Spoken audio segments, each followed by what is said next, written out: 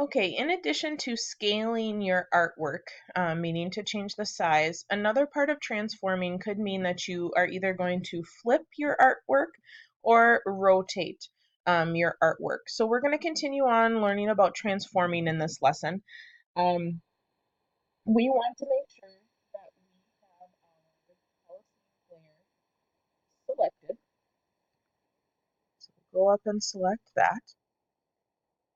And we're going to go to Edit, Transform again. This time we're going to choose the rotate option. When we rotate, you can do the same thing that you do with scale. It's just that it's a different box. So you can see over here right now we are at a 0 rotation.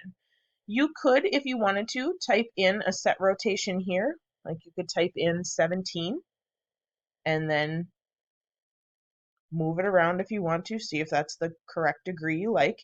If not, you can try a different degree. If you want to rotate it yourself, all you need to do is move out past one of the corners of your artwork, and you can see that my mouse changes from a little black arrow to an arrow with a half moon. And so when we do this, all you need to do is make sure your mouse looks like that. Click, hold, and then you can rotate your artwork however you need to. So just be careful that when you do this that you are using your rotate and not being exactly on the corner, because you could also scale it. So I'm actually going to move mine to about a negative 17-ish or so, and drop it there.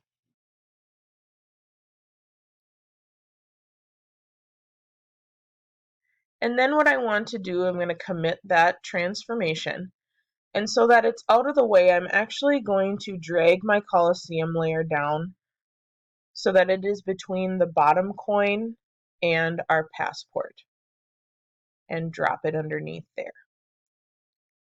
The other option that I want to do is I want to talk about flipping artwork. You actually will probably use flipping more than you realize, both in Photoshop and also in InDesign. InDesign is our yearbook spread software program. And the reason I say that is because sometimes you're going to have a photo where someone is facing one way and maybe staring off of a page, and we want them to flip back to have them look more on the page. So we actually use it quite a bit. So in order to do this, what I want us to do is target both the couple layer and the couple shadow. So what I want you to do is hold your shift key down and click on both the couple and the couple shadow layer. And with both of those targeted or selected, we're going to go up to Edit, Transform, and then down at the bottom of that, you'll see either flip horizontal or flip vertically.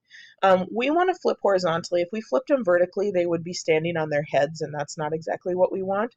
So we're going to choose the flip horizontal option. And when you choose that, your picture is going to flip so that the lady is on the left and the man is on the right of the picture. Once you have that done, I'm just going to move them slightly, move them down just a tad, maybe over a little bit, and position them so that you can see most of both of their faces. So that's how you flip. You just need to select whatever you want to flip. And like I said, you can flip vertically and you can also flip horizontally. Again, that's found under your Edit and then Transform menu. Now, the last thing I want to do is work a little bit with this bottom coin again. So far, when I've been showing you that you need to transform, I showed you that you need to click on the layer, go to Edit, and then choose Transform and choose one of those options. That is certainly an easy way to do it. There's another way, a keyboard shortcut that you can use to get your Transform menu up. And the way that you do that is to target the layer, and then I'm going to just do a Control T. Notice that your bounding box pops up. On your options bar, you've got options to scale as well as to rotate. Now, when you use the free transform, what I want to show you is that you do have the option to scale. I'm holding my shift key down and scaling my coin.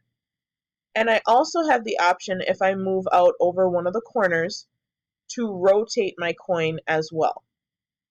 So I am just going to rotate backwards so the face is kind of pointing up. The other thing that you can do while you're still in this transform menu is that you can click on your object and also move it. So I personally really like to use the free transform command because it gives me all three of those options at once. Instead of going edit, transform, scale, edit, transform, rotate, and then grabbing my move tool. The free transform actually puts all of those commands into one. So I use that frequently. So I scaled it just a little bit. I also rotated, and then I'm just tucking it down behind the picture of the guy's, kind of behind the guy's head there. And then when I'm happy, I commit my change, and then I have transformed my bottom coin.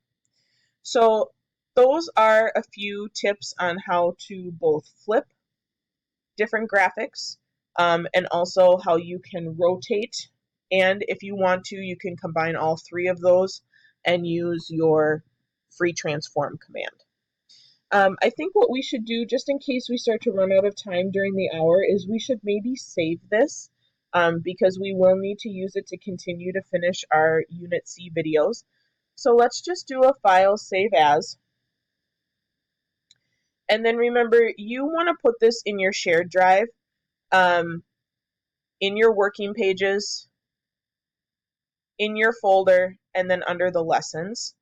I'm going to make one for Photoshop C. And then I'm just going to leave it as C2 and click save. That way, if we run out of time for any reason, it'll still be exactly where we have it, and we can continue on with that the next day. So you can just do that, do a file, save as, save it, and then we'll continue on with learning about layer styles in our next video.